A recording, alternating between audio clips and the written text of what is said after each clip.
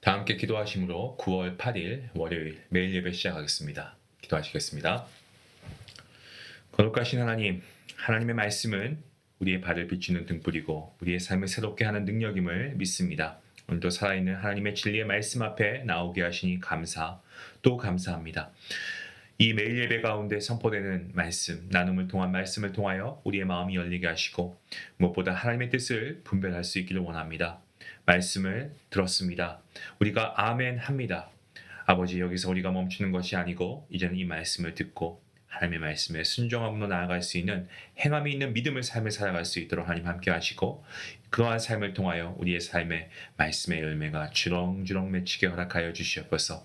몸이 아픈 자에게 주님께서 아버지 강건함과 또 병이 있는 자에게 치유함과 회복의 은혜를 더해 주시고 오늘 주님께 나온 모든 주의 자녀들 가운데 말씀을 통한 위로하심과 평안과 기쁨이 넘치게 허락하여 주시옵소서. 감사하며 예수님의 이름으로 기도하옵나이다.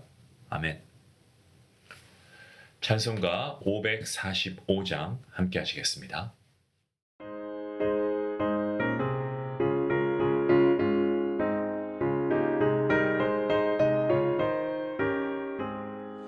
이 눈에 아무 증거 아니 되어도 믿음만을 가지고 선을 걸으면 이 귀에 아무 소리 아니 들려도 하나님의 약속 위에 서리라. 걸어가세 믿음 위에 서서 나가세 나가세 의심 버리고 걸어가세 믿음 위에 서서 눈과 귀에 아무 증거 없어도 이 눈이 보기에는 어떠하든지 이미 얻은 증거대로 늘 믿으며 이 맘에 의심 없이 살아갈 때에 우리 소원 주 안에서 이루리. 걸어가세 믿음 위에 서서 나가세 나가세 의심 버리고 걸어가세 믿음 위에 서서 눈과 귀에 아무 증거 없어도.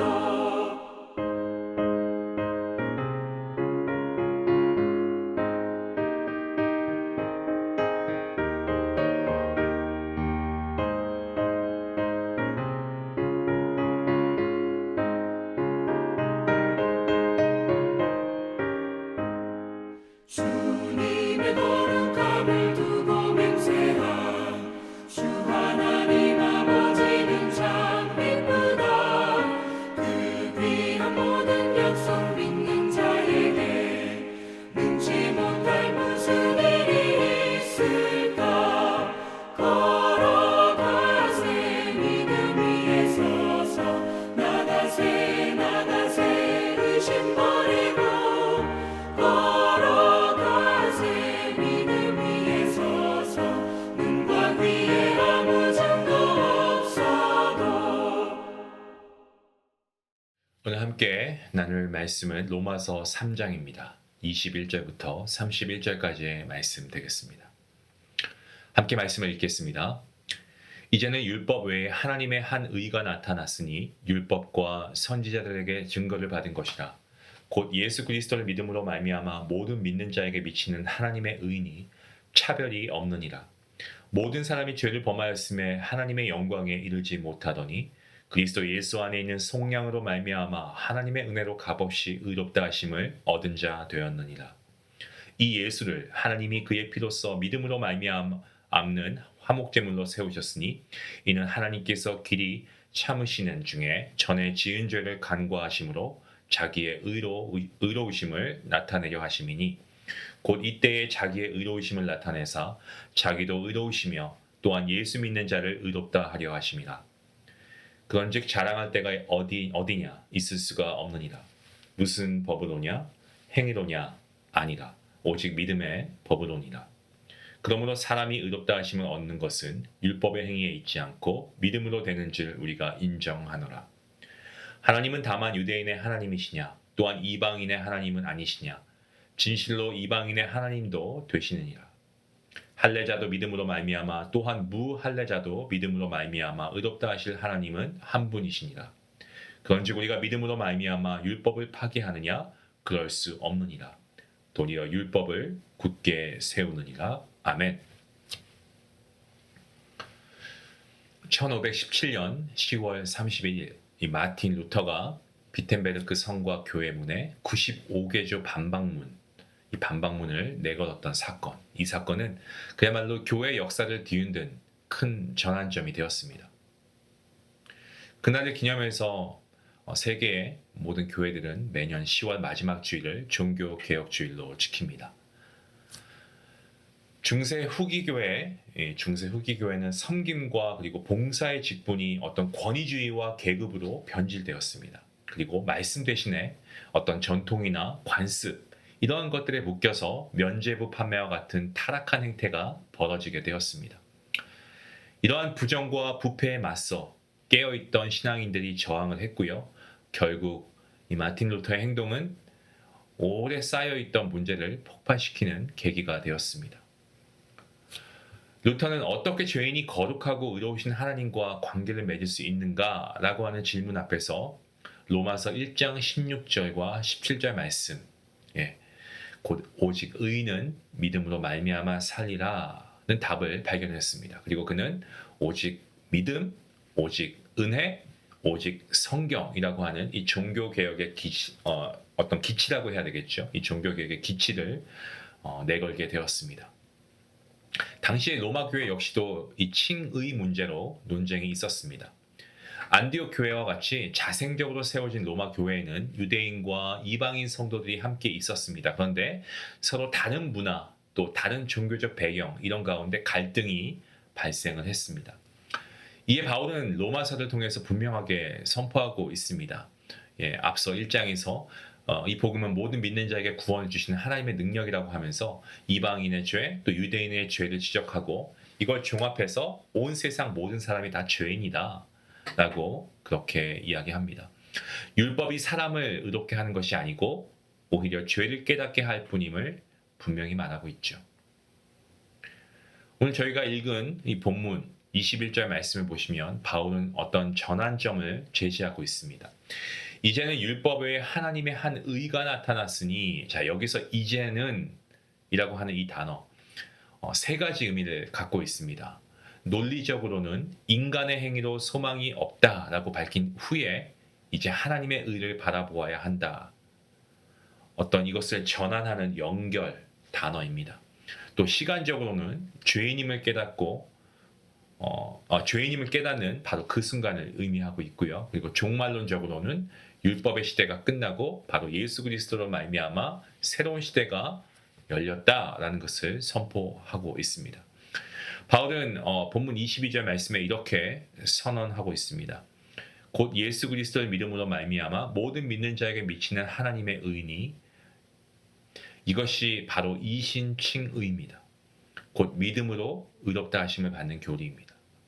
이 교리는 루터가 새롭게 고안한 것이 아니고 성경 전체에 흐르고 있는 구원의 원리였죠. 아담과 하와가 가죽옷을 입은 사건, 창세기 3장에 나오죠. 구원의 그리고 구약의 어떤 제사 제도, 또 예수님의 십자가 사건 모두가 같은 진리를 가리키고 있습니다. 의라고 했을 때 의는 하나님께 받아들여질 수 있는 조건을 뜻하고 있습니다. 인간은 죄인입니다. 때문에 이 의의 주체가 될 수가 없고요. 오직 하나님만이, 죄가 없으시고 무음하시고 거룩하신 하나님만이 의의 주체이십니다. 하나님께서 의의 주체이시기 때문에 그 의는 오늘 바울이 고백하고 있는 것처럼 차별이 없습니다. 모든 인간이 하나님 앞에서 동일하게 죄인이기 때문에 모든 인간은 동일한 방법으로 의롭다 하심을 받아야 합니다. 하나님께서는 공의로우신 분이십니다. 때문에 하나님은 죄에 대해서 그냥 간과하지 않으시고 넘어가지 않으십니다. 그런데 하나님께서는 동시에 은혜의 하나님이시죠. 그렇기 때문에 예수 그리스도를 믿는 자를 의롭다 하신다고, 예수 그리스도를 믿는 자에게 의롭다 하시다고 선포하고 있는 겁니다. 그 근거가 바로 예수 그리스도의 속량하심 아니겠습니까? 예수 그리스도, 예수 안에 있는 속량으로 말미암아 하나님의 은혜로 값없이 의롭다 하심을 얻었다. 오늘 사도 바울이 24절에서 그렇게 고백하고 있죠. 속량이라고 했을 때 이 속량이라고 하는 것은 이 노예가 있는데 노예를 자유롭게 하기 위해 값을 지불하는 것, 이걸 속량이라고 합니다. 다시 말씀드리면 예수님께서 십자가에서 보혈 흘리심으로 말미암아 죽으심으로 말미암아 우리의 죄값을 대신 치르셨고 우리는 그 은혜를 값없이 입은 겁니다. 중요한 게 있습니다. 그것은 우리가 믿었기 때문에 은혜가 주어진 것이라고 착각할 수 있는데 그게 아니고 하나님의 은혜가 먼저 임했기 때문에 우리가 믿을 수 있었다는 사실이죠. 믿음조차 어떻습니까? 내게 아니고 내가 가지고 있는 게 믿음이 아니고 하나님의 은혜의 결과가 바로 믿음입니다. 바울은 계속해서 25절 말씀에 이 예수를 하나님이 그의 피로써 믿음으로 말미암는 화목제물로 세우셨다라고 이야기합니다. 인간이 화목제물 드린 것이 아니고 하나님께서 스스로 독생자를 화목제물로 세우셨습니다. 그래서 이 죄를 간과하신다는 것은 죄가 사라졌다라는 것이 아니고 예수 그리스도의 보혈로 인해서 심판이 넘어갔다는 그러한 의미입니다. 그러니까 하나님께서는 예수님의 피로 말미암아 이 피를 통해서 하나님의 의로우심을 나타내신 겁니다. 바울은 유대인과 이방인을 다시 한번 묻습니다. 그리고 하나님께서는 모든 사람의 하나님이시다라고 그가 고백하고 있죠. 본문 29절 말씀에서 모두가 동일하게 믿음으로만 의롭다 하심을 얻습니다. 그렇다고 해서 믿음이 율법을 폐기하는 것은 아닙니다. 본문 31절 말씀에 그런즉 우리가 믿음으로 말미암아 율법을 파기하느냐? 그럴 수 없다라고 이야기합니다. 도리어 율법을 굳게 세운다라고 하죠. 믿음과 율법, 이것은 어떻게 서로 이렇게 대립하는 게 아닙니다. 서로가 서로를 이렇게 온전하게 하는 관계입니다. 예수 그리스도의 속량을 통해 율법이 완성되었기 때문에 믿음으로 의롭다 하심을 받은 사람은 더욱 하나님 말씀에 순종하며 하나님의 뜻을 따라 살아야 한다라는 그러한 원리죠. 하나님을 믿는다 우리가 많이 얘기합니다. 이것은 하나님의 말씀을 믿는 것과도 동일한 말씀입니다. 말씀을 믿는다는 것은 순종으로 나타나야 되겠죠. 따라서 이 이신칭의를 경험한 성도는요, 하나님의 사랑과 이웃 사랑을 실천할 수 있는 삶으로 나아가야 함이 마땅합니다. 종교개혁자 루터가 외친 것처럼 오늘 우리의 일상 속에서 오직 믿음, 오직 은혜, 오직 성경을 붙들며 살아가는 삶, 이러한 삶이야말로 오늘을 살아가는 참된 개혁자의 모습이 아니겠습니까? 사랑하는 성도 여러분, 오늘도 우리는 예수 그리스도를 믿는 믿음으로 살아가는 하나님의 백성인 줄로 믿습니다. 우리의 믿음이 행위로 증명이 되고 순종으로 열매를 맺고 그리고 감사와 사랑으로 하나님의 영광을 나타내는 그러한 복된 하루가 될 수 있기를 주님의 이름으로 간절히 축원합니다. 기도하시겠습니다. 하나님의 은혜, 우리가 매일 매 순간 고백하여도 부족함이 없습니다. 하나님의 은혜가 아니었다면 지금 이 자리에서 우리가 예배할 수도 없고, 하나님의 은혜가 아니었다면 지금 우리가 이 시간에 호흡할 수 없습니다. 말씀으로 우리의 믿음을 오늘 더욱 굳건히 세워주신 것도 하나님의 은혜입니다. 주님을 믿는 자답게 어떤 환경 가운데서도 말씀에 순종하게 하시고 말씀으로 깨어있는 아버지 그러한 작은 개혁자의 삶을 살아갈 수 있도록 하나님 우리를 붙들어 주시고 인도하여 주시옵소서. 하나님 사랑과 이웃 사랑을 매 순간 우리의 삶 가운데 실천하게 하시고 우리의 삶에 있는 자리마다 주님의 의로우심이 가득함이 아버지 정말 주님의 영광이 가득하게 주님 우리를 사용하여 주시옵소서.